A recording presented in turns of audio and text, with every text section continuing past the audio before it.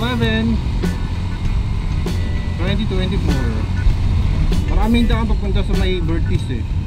Pwede kang mag-EDSA, pwede kang mag-COOP, pwede kang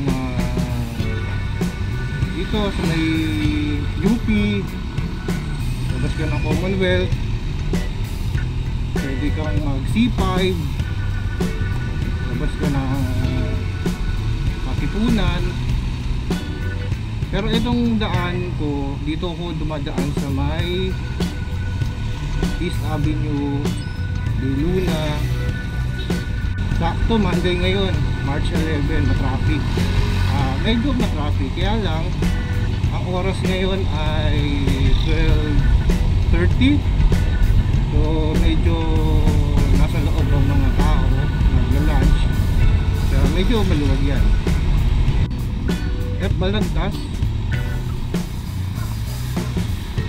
So binabagtas natin yung General Ordonez Street. Anyway, ang biyahe lang naman kapag less on traffic, nasa ano lang, 30 minutes.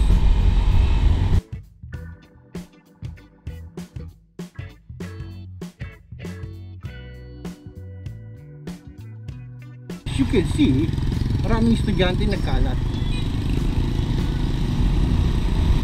sa L. de Guzman Street.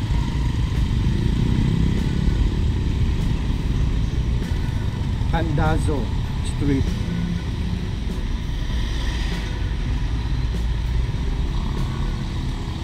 Tapos kakaliwa tayo ng F. Torres Street. Naku po, dahil sa estudyante nagbalagbagan ng mga jeep, pwede lang, okay na. Nandito pa rin tayo sa F. Torres, kaya mara-traffic dahil may estudyante rito, may eskwelahan. Pwedeng kumanan dyan, labas mo rin sa may JP Rizal, pero mas preferred ko dito.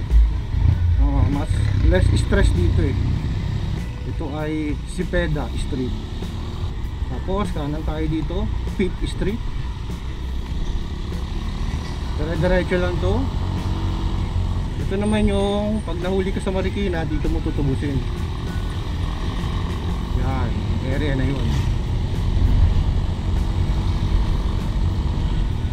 So kakanan tayo dito. Tapos rin naman natin dito sa JP. Pero nalampasan ng Toyota kasi, bakit siya naging Toyota? Kasi ay ano rito, office ng Toyota. So kung naabot kayo ng video na ito, pa-comment naman dito sa baba at kung ano masasabi niyo sa dinaanan natin from Marikina to Bertis. Kung okay ba o meron kayong isasuggest na isa pang magandang daan. Uy,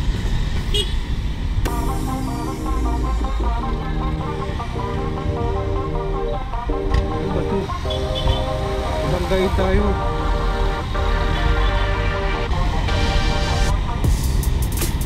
Ito pag dinare-diretso mo naman itong daan na to, Cubao ya, Cubao. Cubao.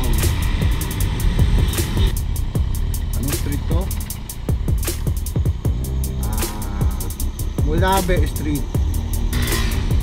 Ito rin yung PCEC NYC, dire-diretso ka dyan, Mulabe. Tapos kanan tayo dito sa Nara Street. Tapos ito naman, itong street na to, yung pinalimahan natin. Ano to? Camayas Street. Biluna. Familiar kayo sa Biluna? Yes, Biluna.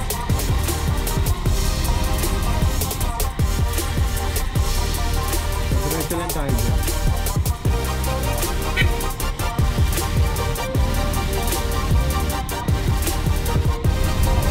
Ito na, ito yung BIR sa may kaliwan.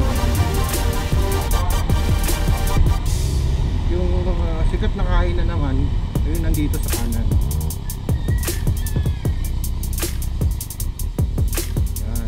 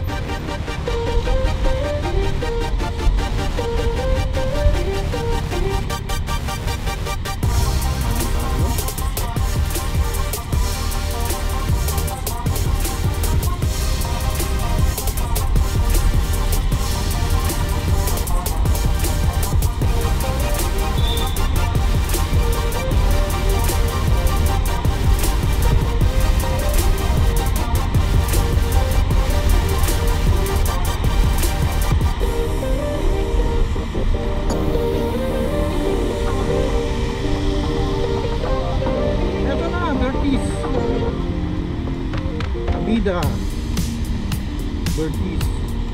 So ito na yan, hanggang dito na lang po. See you on my next vlog. Bye bye.